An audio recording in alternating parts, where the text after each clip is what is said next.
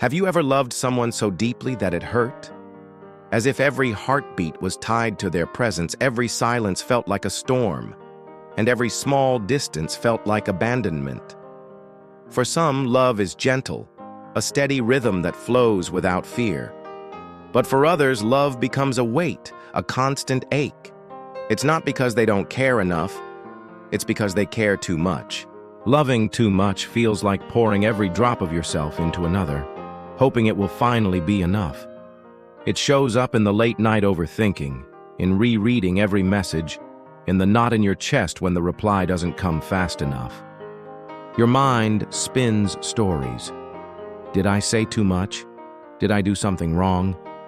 The smallest pause can feel like a warning that love is slipping away. But here's the quiet truth.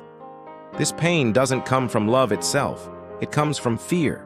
The fear that love will vanish, that you'll be left empty-handed.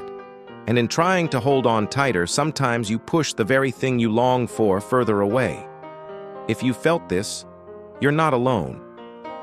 The pain of loving too much is really the echo of an old wound. The memory of when comfort was certain, when you had to fight for closeness or prove you were worth staying for. It is not weakness. It is your heart remembering. And here's the hope. Love doesn't have to hurt. With time, awareness, and gentle self-care, you can learn to love in a way that feels safe. To give without emptying yourself. To receive without fear. To hold love lightly instead of clinging with trembling hands. Because the deepest love you will ever know is not the one that consumes you. It is the one that lets you breathe.